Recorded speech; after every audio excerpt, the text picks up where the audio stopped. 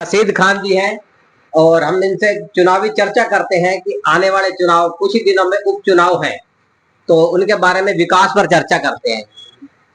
देखिए, सभी को मेरा अस्सलाम वालेकुम, नमस्कार। जैसा कि आपको पता है, ग्राम पंचायत हिरवाड़ी बावनखेड़ी में 15 जून को चुनाव होने जा रहा है, उपचुनाव। और हमारे बड़े भाई साहब मोहम्मद इकबाल जी पिछले टाइम वो अभी 1 साल पहले एक्सपायर हो गए थे, और जो उनका कार्यकाल रहा है, जैसा कि आपको पता है, चाहे हिरवाड़ी में सब हेल्थ सेंटर की बात हो, जब बिजली घर की बात हो, मॉडल पॉन्ड की बात हो, और जो हमारे गांव से जो फिरनी पे काम हुआ है, अंदर के जो गांव के रास्ते हैं, मेनली रास्ते हैं, उन पे भी काम हुआ है। और हाजीबास में अभी क्या है कि एक रास्ता रह रहा है जिसपे कुछ इशू हो गया था, उसकी वजह से वो बन नहीं पाया। हालांकि हाजीबास में हमने चारों घासे फिरनी और जो हाजीबास के अंदर के रास्ते हैं, पब्लिक हेल्थ का बोर कटा हुआ है, जिसका एस्टीमेट वगैरह बन चुका है, क्योंकि पाइपलाइन जो अभी बिछनी उसमें बाकी है। चाहे वो बावनखेड़ी की बात हो, बावनखेड़ी में सारे टोटली रास्ते फिरनी से लेके अंदर के जो मेनली रास्ते हैं वो सब बने हैं। बावनखेड़ी में क्या था जी, जो पाइपलाइन बिछी हुई है, कुछ जगह ऐसी हैं जहां से रास्ते डैमेज हो गए थे, और उसी की वजह से थोड़ी बहुत, आप गए भी होंगे गांव में, कीच कादू मिली होगी। तो अब उपचुनाव हो रहा है 15 तारीख को। तो जैसा कि हमारे मरहूम बड़े भाई साहब इकबाल साहब रहे थे अपने कार्यकाल में, उन्होंने जैसे गांव के विकास की गति को आगे लेके चले थे, तो हमारी भी यही उम्मीद है कि जो ये अधूरे काम कुछ रह गए थे और जो होने हैं, देखो कहीं ना कहीं गांव का सहयोग और प्यार रहा तो इंशाल्लाह इनको पूरा कराने का हम काम करेंगे और गांव में विकास की गति को आगे लेके कोशिश करेंगे। तो साहब, जैसे कि जल जीवन मिशन को लेकर क्या कहेंगे कि जनता की मूलभूत सुविधाएं जो होती हैं उनको लेकर सबसे बड़ी समस्या जल को होती है। देखिए, अभी तो हमारे रेनीवेल का जो प्रोजेक्ट है, बावनखेड़ी में तो पाइपलाइन बिछी हुई है, हिरवाड़ी में पाइपलाइन बिछ गई।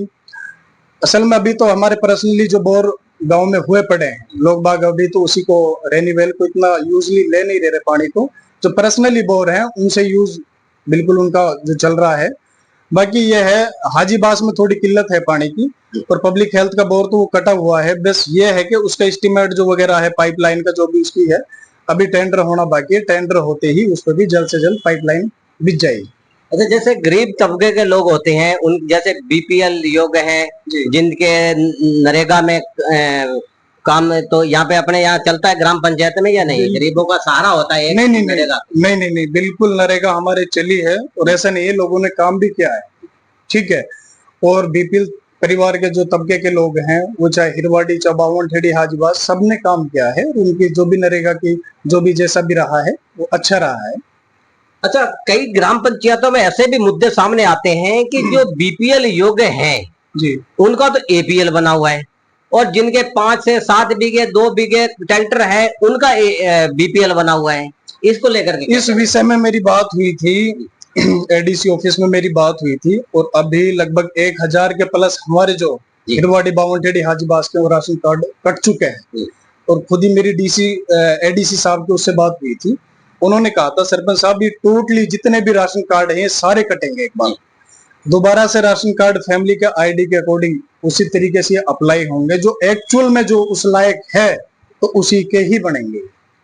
कुछ लोग ऐसे भी होंगे कि जिनको प्रधानमंत्री आवास योजना की आवश्यकता होगी जी, और उनकी अब की बार कितने मतलब फार्म कुछ भरे गए होंगे, या इस योग्य कई लोग होंगे जिनको आपका सहयोग होगा आगे चुनाव जीतने के बाद, तो उनकी किस तरह से? देखिए, हमारे 2016 की, यानी कि मरहूम इकबाल भाई के टाइम की एक सर्वे हुई थी 2016 में, और जो कि 2025 में लिस्ट आउट हुई है, जिसमें 44 आदमी के बाई नेम लिस्ट जारी हुई है। उसके बाद में अभी हमारे जो खालिद भाई रहे थे सरपंच, कार्यवाही जो सरपंच बनाए थे, उन्होंने सेक्रेटरी ने वेरीफाइड करके, यानी 2016 में उनकी क्या सिचुएशन थी, आज 2025 में उसकी क्या सिचुएशन है, जो इसके लाभदायक होंगे वो रिपोर्ट इसकी आगे सबमिट करेंगे, और उनके लिए जो भी पीएम आवास योजना के तहत जो भी उनका जितना भी है वो मिलेगा। कई मुद्दे ऐसे होते हैं कि जिनको ग्राम पंचायत के जनता के आगे सुलझाए नहीं जाते हैं, थाने कोर्ट तक पहुंचते हैं, तो सरपंच का काम होता है कि उनको अपने ग्राम पंचायत में ही देखिए हमारी कोशिश यही रहती है कि थाना के बजाय हम उस मामले को गांव के गांव ही निपटाने की कोशिश करें।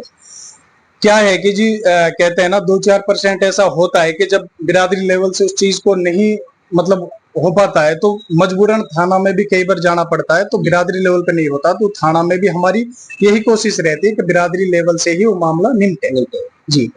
लेकिन यहाँ पे जैसे कि जी चुनाव बहुत नजदीक है, आज हमने फार्म आज या कल में भरा जाएगा, तो अपने जनता को, ग्राम पंचायत की जनता को क्या मैसेज देना चाहते हैं? देखिए मेरा सभी से यही निवेदन है कि चुनाव को चुनाव की तरह देखें, आपस में कोई भेदभाव या आपस में किसी के ऊपर कोई टिप्पणी ना करें।